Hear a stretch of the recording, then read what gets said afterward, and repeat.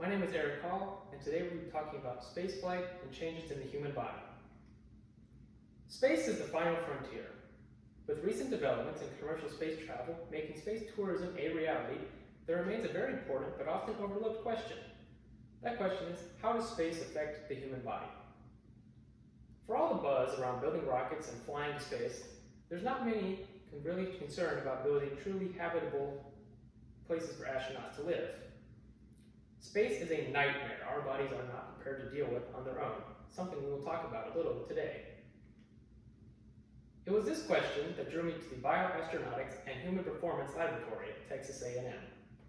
In our work, we seek to understand the many bodily changes that occur in space travel and develop countermeasures so as to maintain normal body function. Today, we're going to cover some of these major problems encountered by astronauts.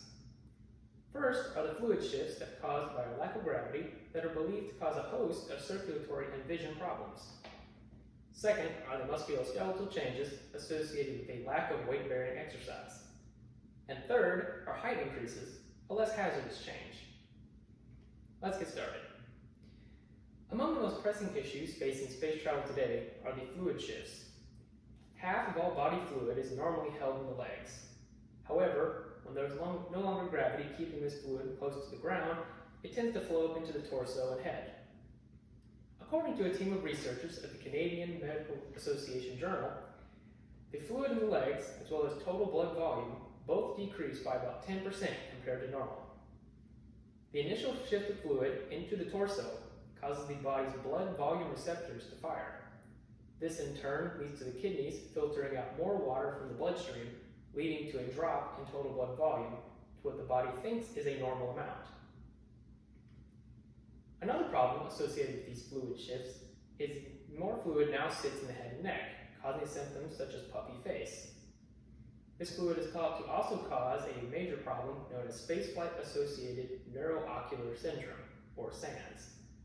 SANS leads to sometimes permanent vision loss in astronauts as the eyes change shape due to the increased pressure and lose the ability to focus, as in astigmatism. Another major problem with this fluid shift is the potential for blood clots to form in the neck. The jugular veins are the blood vessels that carry blood back from the head to the heart. In space, this blood flow can become very slow or stagnate, leading to the formation of blood clots. Blood clots cause stroke, which is a decrease in oxygen available to the brain. These can lead to paralysis and even death. For all of these reasons, developing countermeasures to these problems is a top priority for NASA and commercial space companies.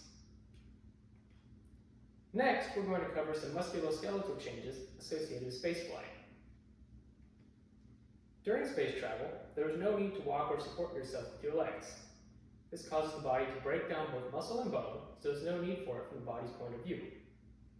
The main signals the body uses to develop bone and muscle is the amount of weight it carries and how often it carries that weight. Since neither of these signals are available in space, as astronauts just float around the space station, the body then decides it does not need that muscle and bone and will start to break it down. Astronauts can lose up to half of their total strength and 1 to 2% of their total bone mass per month, per the same team of the Canadian Medical Association Journal. This rapid rate of bone mass loss is worse than any case of osteoporosis anywhere on Earth. Now that we've covered some hazardous changes, let's look at some more interesting but not quite as dangerous changes. Astronauts can grow in space despite all being adults. The spine is made up of 33 bones known as vertebrae, separated by soft but still stiff and spongy discs. In space, there is no weight on these discs, they expand. Per an unnamed NASA spokesperson, quoted on Yahoo News, quote, "Imagine that the vertebrae in your back form a giant spring. Pushing down keeps the spring coiled tightly. When the force is released, the spring stretches. In the same way, the spine elongates by up to 3% while humans travel in space. There is less gravity pushing down on the vertebrae, so they can stretch out up to 7.6 centimeters or 3 inches, end quote. Astronaut Scott Kelly was measured as being 2 inches taller than his twin brother Mark upon his return to Earth. These changes are short-lived, however, and Scott subsequently shrunk back to the same height as his brother within a few weeks. Okay, we've covered a lot today, so let's recap before we end. First, when flying in space, a noticeable amount of fluid will shift into the head and torso from our legs, potentially causing vision and circulatory problems. Due to the lack of gravity, our muscles and bones will begin to deteriorate and shrink as the body does not need them and we do not use them.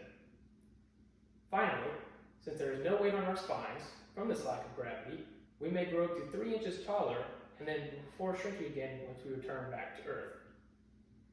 I hope you've enjoyed learning about this as much as I have, and I look forward to seeing what we learn as more people begin to travel to space.